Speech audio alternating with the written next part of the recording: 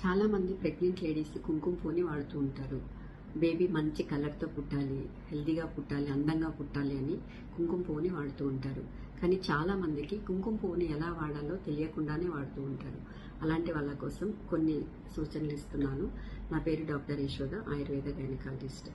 Pregnant అయిన వాళ్ళు 5th month నుంచి కుంకుమ పువ్వును వాడడం చాలా మంచి ఫలితాన్ని ఇస్తుంది. ఎందుకంటే బేబీ కలరు, కాంప్లెక్షన్ అనేది 5th మంత్ నుంచే స్టార్ట్ అవుతాయి కాబట్టి 5th మంత్ నుంచి కుంకుమ పువ్వుని వాడితే చాలా బాగుంటుంది. 5th మంత్ నుంచి 7th మంత్ వరకు కూడా కుంకుమ పువ్వుని వాడచ్చు. అయితే ఈ కుంకుమ పువ్వు అనేది ఎంత డోస్లో తీసుకోవాలి అంటే, ఇది స్టార్టింగ్లో 125 mg డోస్ నుంచి 500 mg డోస్ వరకు పెంచుకుంటూ వెళ్ళొచ్చు. అంటే పర్ డే 1 గ్రామ్ వరకు కూడా కుంకుమ పువ్వుని తీసుకోవచ్చు. అంతకు మించి తీసుకోవడం అనేది హెల్త్కి అంత మంచిది కాదు. సో దాన్ని బట్టి రోజులో మార్నింగ్ ఒకసారి, ఈవినింగ్ ఒకసారి గోరువెచ్చని పాలల్లో ఈ కుంకుమ పువ్వుని వేసేసి ఒక 5 to 10 minutes పక్కకు ఉంచేసి కొద్దిగా చల్లారిన తర్వాత ఈ మిల్క్ని తీసేసుకోవాలి. ఈ కుంకుమ పువ్వు అనేది ఒక నూలు పువ్వులాగా ఉండి అందులో ఉండే కలర్ అంతా కూడా ఆ మిల్క్లోకి అబ్జర్వ్ అయ్యే వరకు ఒక 5 to 10 minutes ఉంచితే మంచి రిజల్ట్ ఉంటుంది. అలా తీసుకోవాలి. ఈ తీసుకునేటప్పుడు ప్రత్యేకమైన జాగ్రత్తలు అంటూ ఏమీ లేవు. ఈ కుంకుమ పువ్వు ఇలా తీసుకోవడం వల్ల బేబీ హెల్త్కి బాగుండడమే కాకుండా మదర్కి కూడా చాలా రకాల యూజెస్ ఉంటాయి.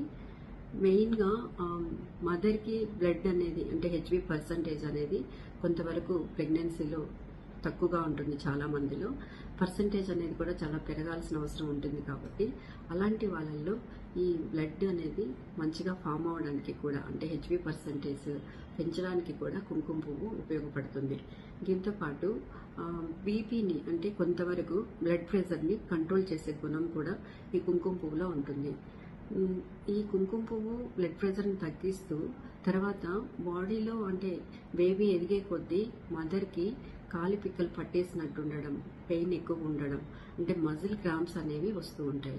ఇలాంటివి కూడా కొంతవరకు ఈ కుంకుమ పువ్వు రెగ్యులర్గా తీసుకోవడం వల్ల ఈ మజిల్ క్రాంప్స్ కూడా తగ్గే అవకాశాలు చాలా ఉంటాయి. దీంతో పాటు ప్రెగ్నెంట్ లేడీస్ చాలా వరకు ఎప్పుడూ ఒక అసిడిటీ, డైజెషన్ ప్రాపర్గా లేకపోవడం, తిన్నది అరగకుండా ఉండడం, ఇలాంటి ఇబ్బందులకి లోనవుతూ ఉంటారు. అలాంటి వాళ్ళకి కూడా ఈ కుంకుమ పువ్వు అనేది చాలా వరకు యూస్ అవుతుంది. దీన్ని ఇలా అంటే ఎంత తీసుకోవాలి, ఎలా తీసుకోవాలనేది కరెక్ట్గా ఫాలో అవుతూ తీసుకుంటే బేబీకి, మదర్ హెల్త్కి ఇద్దరికి కూడా చక్కగా ఉపయోగపడుతుంది. అంటే కుంకుమ పువ్వు వాడాలి అనుకున్నప్పుడు చాలా ఒరిజినల్ క్వాలిటీని తెప్పించుకుని వాడడం అనేది చాలా అవసరం.